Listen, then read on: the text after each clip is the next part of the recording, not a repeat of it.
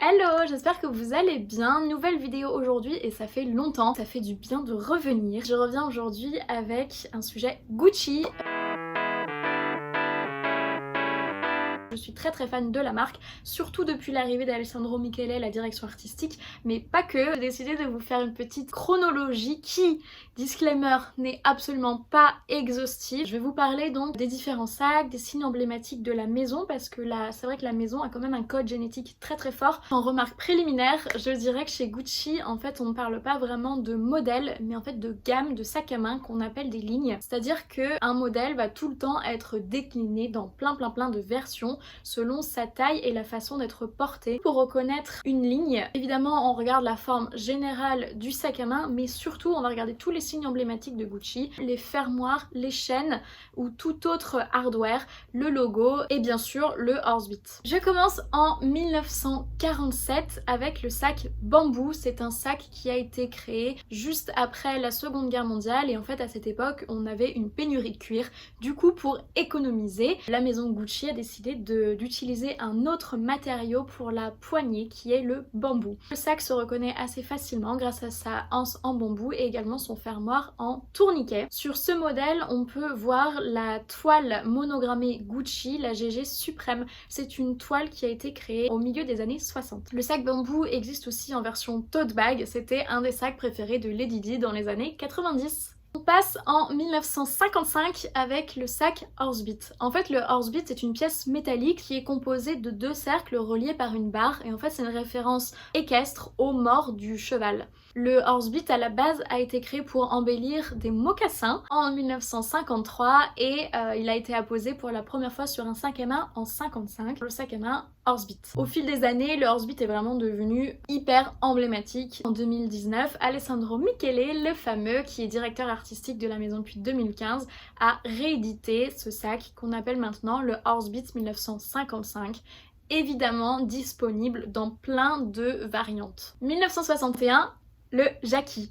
Le Jackie est un sac qui à la base a été créé dans la toile Diamante, une toile moins connue que la toile GG Suprême monogrammée, franchement tout aussi jolie et qui a été créée bien avant, dans les années 30. Le sac est reconnaissable par sa forme arrondie mais aussi par son fermoir qu'on appelle piston. Le sac à l'origine ne portait pas le nom de Jackie. Gucci renomme le sac en honneur à Jackie Kennedy qui était ultra fan du modèle. Le Jackie bien sûr a été décliné en plein de versions. On en trouve avec 4 fermoirs différents. Le fermoir piston d'origine mais aussi le vintage piston, le fermoir lobster ou le cross clasp. Tom Ford qui était directeur artistique de la maison entre 1994 et 2004 a ressorti ce sac en 99 et Alessandro Michele l'a réédité en 2019. Aujourd'hui, la version qui est en ce moment commercialisée, c'est vraiment la réédition du Jackie 1961, le Jackie d'origine, on l'appelle du coup le Jackie 1961. Le sac existe en 3 tailles qu'on porte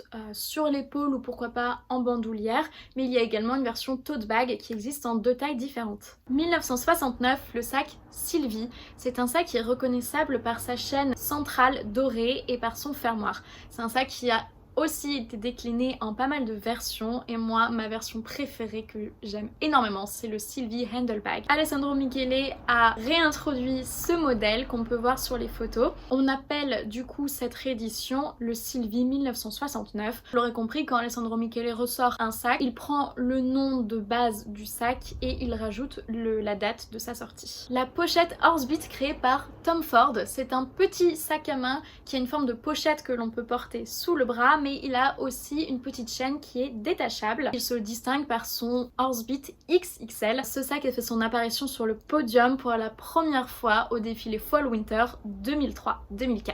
Les sacs D-Ring qui existent en plusieurs tailles. Les sacs Boston qui sont des sacs type voyage. Sur celui de la photo, on peut voir un autre signe emblématique de Gucci qui est la Vintage Web. Cette petite bande de couleurs aux couleurs de Gucci qui sont le rouge, le bleu marine et le vert. C'est un signe qui a été créé dans les années 50. On a également le Stir-Up et on a aussi le Jockey Hobo qui a été créé en 2008. Petit point pop culture parce que c'est vrai que dans cette vidéo il n'y a pas de référence à la pop culture et ça me manque. Il s'agit du sac qui est porté par Sandra Bullock dans le film, un film que j'adore en plus, The Blind Side qui est sorti en 2009.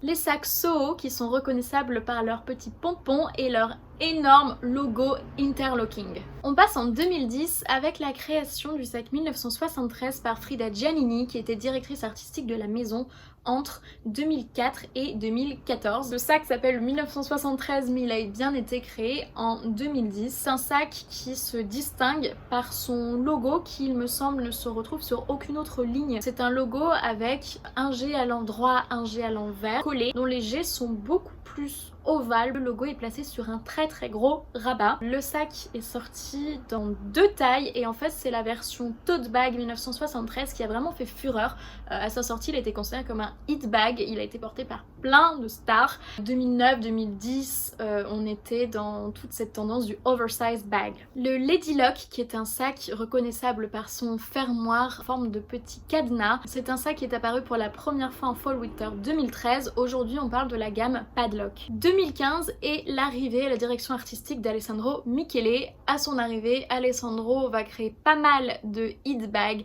dont le Dionysos, devenu, je trouve, maintenant iconique de la maison. Il fait son apparition pour la première fois sur le podium en Fall Winter 2015-2016. C'est un sac qui est reconnaissable par son fermoir à double tête de tigre, une référence mythologique.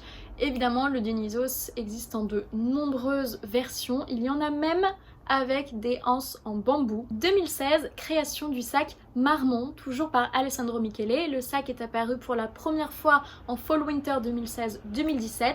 C'est un sac matelassé qui se reconnaît par son logo qui est placé sur le rabat. Juste avant, une petite languette. Le Marmont existe dans plein de versions différentes. 2018, l'apparition de la ligne Ophidia, toujours par Alessandro Michele. Le premier sac Ophidia est apparu sur le podium au défilé Cruise 2018.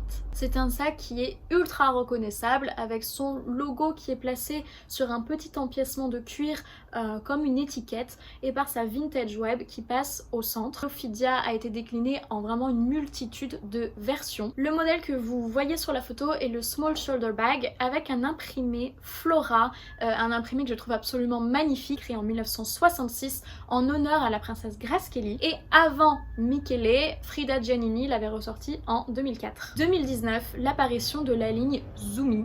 Une ligne qui se distingue vraiment par son hardware, qui mélange le logo Gucci interlocking avec un jet argenté et un jet doré et un Horsebit. Toujours en 2019, je referme la boucle avec les 3 rééditions d'Alessandro Michele, donc le Jackie 1961, le Sylvie 1969, le Horsebit 1955. En fait, on peut voir qu'à son arrivée, Alessandro Michele a sorti directement 3 sacs qui, à leur sortie, étaient vraiment des hit bags, donc le Dionysos, le Marmont et la ligne Ophidia. En 2019, il a carrément voulu réinterpréter du hardware Gucci avec le Zumi, qui est, pour moi, c'est un avis personnel, un échec créatif et je pense un échec commercial. Et après, il s'est plutôt concentré sur des rééditions modèles vintage, le Horsebit, le Jackie, le Sylvie. Pour résumer, Gucci c'est une maison qui fonctionne avec des gammes de sacs à main qu'on appelle des lignes et qui a vraiment beaucoup de signes, d'emblèmes.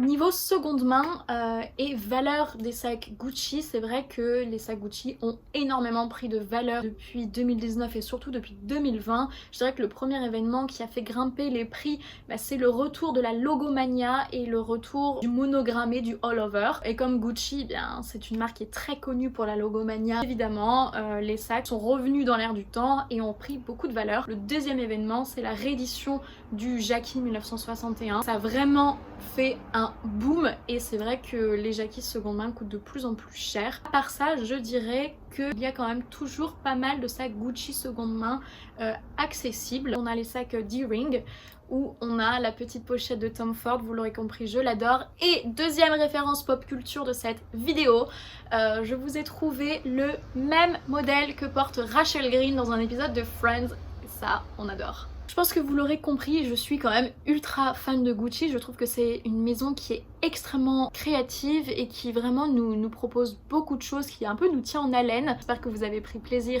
à regarder cette vidéo. Peut-être que cette vidéo va vous permettre de mieux chiner des sacs Gucci. Voilà, passez une bonne journée!